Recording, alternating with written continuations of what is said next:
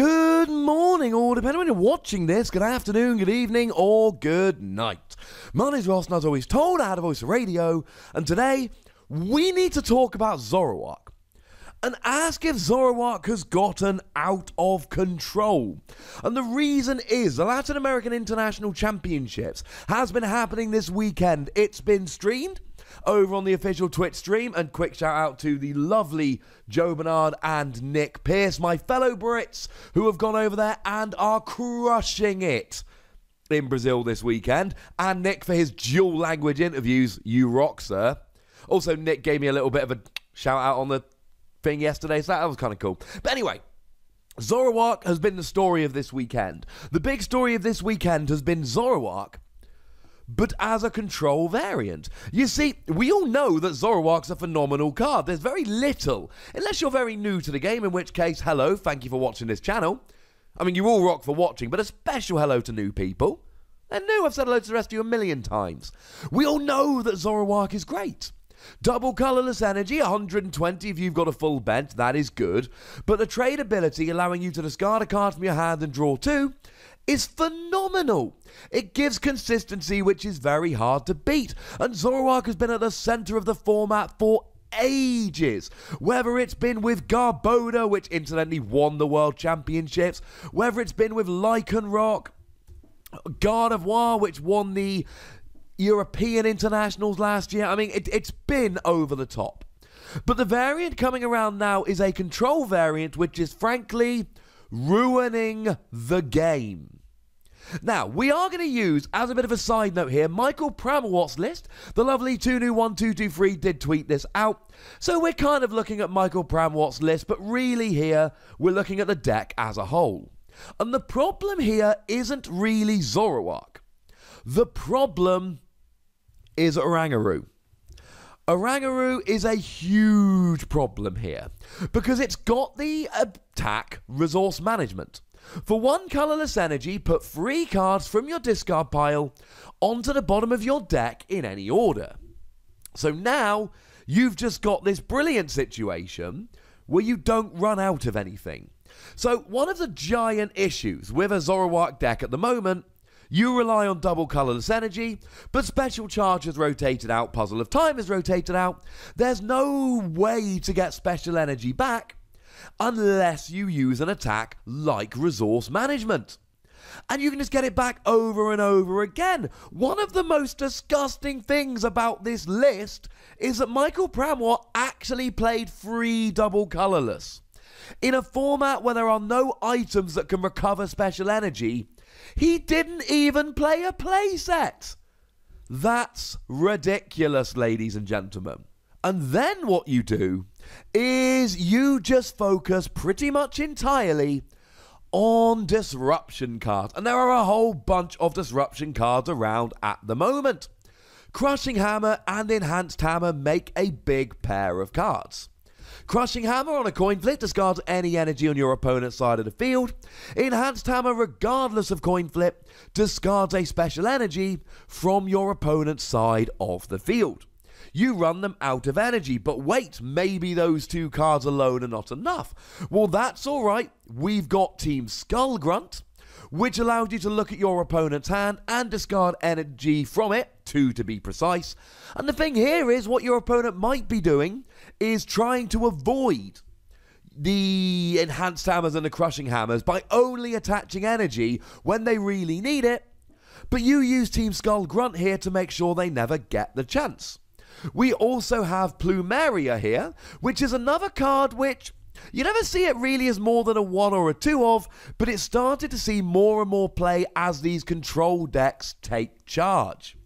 And what it does is you discard 2 cards from your hand, and then discard an energy from one of your opponent's Pokemon. So unlike Crushing Hammer, you get the guaranteed discard, but you have to discard 2 cards from your hand to do so. And don't worry about decking out, ladies and gentlemen, because Oranguru will make sure that decking out is a thing of the past. It's crazy.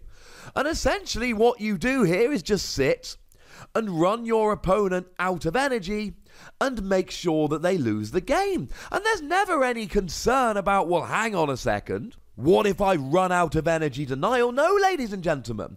There is no concern about running out of energy denial cards here because you've got Oranguru. Oranguru is what breaks this deck absolutely wide open. But there are a couple of other Pokemon which are, let's say, well, I was going to say not helping, but actually, if you are the Zoroark player, they're helping a lot. One of them here is Magcargo. Now, Magcargo is phenomenal with Oranguru, because one of the problems with Oranguru is that the cards go onto the bottom of your deck, so they are essentially going to be the last cards that you draw. Now, you could play a Looker to draw them off the bottom of your deck. You could use something like an Ultra Ball, so you shuffle your deck and then it's random and then you might draw it. But honestly here, just use Magcargo. Magcargo lets you put any card from your deck on top of your deck, and then of course Zoroark's ability lets you draw it. There's no waiting till next turn. So at the end of your turn, Oranguru puts the cards on the bottom of your deck, but it doesn't really matter. As long as they're in your deck somewhere, you're fine. Then Magcargo puts it on top, and Zoroark draws it. So that card that you want, you're getting it every single turn. The other card that really helps here is Alolan Muck.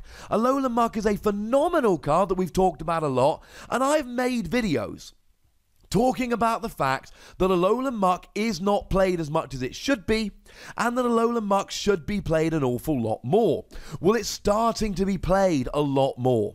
And it's because of the power of alchemy ability. Turns off abilities from basic Pokemon. There's an awful lot of people out there relying on stuff like the other Oranguru, which lets you draw until you got 3 cards in your hand, and all of a sudden they lose access to that ability. And this is an extremely widely played card. Now, it's not the only thing here. Something like a Diancie Prism Star would be turned off here. There's a million different basic abilities. I mean, you're even turning off your opponent's Ditto Prism Star. But it's just the disruption here which is causing the problem. You're stopping your opponent playing the game. Now, we did see that Michael Pramwell actually did play an Articuno, which is kind of cool. Articuno GX is not a card that I've particularly got a huge amount of love for, but it's a GX attack here. 1 water energy, and of course you're playing rainbow energy here, so you can facilitate it. Discard all energy from both active Pokemon. So if you do actually manage to build up a bunch of energy on one of your Pokemon, then Articuno can come down and ruin it for you in a heartbeat. It's a little bit redonk. And then there's one other Pokemon which has seen a lot of play this weekend. And it's one we kind of didn't talk about for ages. And then we talked about it the other day, and now it's back. It's the one from Guardians Rising, so to put that in context, this has been legal for as long as Tapu Lele has been legal. Yeah, there's been a bit of a difference in terms of the playability. Now, we saw it the other day in a deck that tried to win with Unknown Hand, so that your opponent cannot play something like an N or a Judge to disrupt your hand. I'll pop a link to that one in the description. But for the time being, it's in there to slow your opponent down. Your opponent can't play any supporter cards from their hand during their next turn. One more reason to play Rainbow Energy. Now, clearly you cannot be using this attack while also using resource management, but you don't necessarily need to here. Magcargo's finding all the cards in your deck, Zoroark's helping you to draw them, you've got all the disruption, Sableye rocks up, stops your opponent playing supporter cards for a little while, and then if you need more stuff, you can bring in Oranguru. It is a busted deck which basically stops your opponent playing. And it's both of the finalists in Masters today. The International Championships final is going to be a mirror match of this. My sympathies to the pair who have to commentate this. It's gonna be a slow game. And some people have suggested, well, does this mean we're getting into a situation now where this is essentially the only viable deck? And the answer is there are ways to beat this deck, but they're all kind of awkward. So these decks really rely on special energy, double colorless and rainbow. So what you can do here is use Faber. Faber puts special energy into the Lost Zone, and then of course you've got Pow Pad and Lusamine to reuse it, so essentially after a little while your opponent has all of their energy in the Lost Zone and then they can't attack. Well, they could start playing some basic energy and still use a Rangaroo, but it at least locks them out of attacking for the game. That could help, and similarly you could use Girafarig here. This is the new one from Lost Thunder. For 1 colourless energy, put 2 cards in your opponent's discard pile into the Lost Zone. So you can Lost Zone your opponent's cards, but then by the same token, are you going to be able to do that turn after turn after turn? Is this a reliable strategy that's going to work game after game? I'm not 100% convinced that it is. Even something like energy acceleration might not be alright here. So you think about something like Malamar. Malamar seems like it will be able to stand up against this quite nicely. It accelerates energy using its ability, but it has a retreat cost of 2, and your opponent's got resource management. So your opponent has got more Guzma than you do. They've got more Guzma than you've got switching cards because they've got resource management. I'm not saying that this deck is impossible to beat.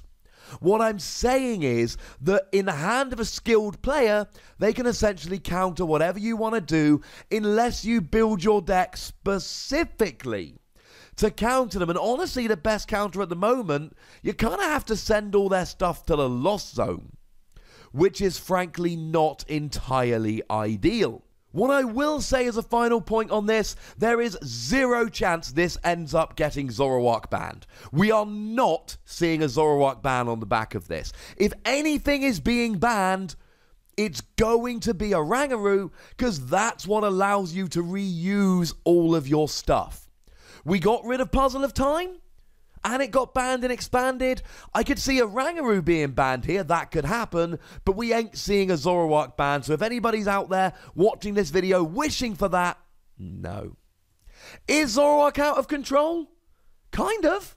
But you'll remember when Seattle Regionals happened and Garbodor was 75% of top cut and 75% of top 8, and everybody worried that nothing but Garbodor would ever win again, and then we all adapted.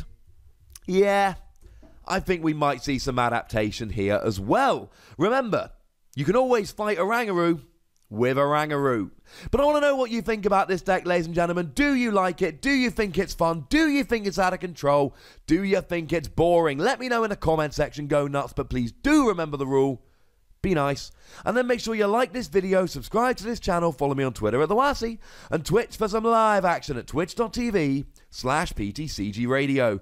If you want to support the channel, get some bonus podcasts and all of that, head on over to patreon.com/PTCGRadio, where you can do exactly that.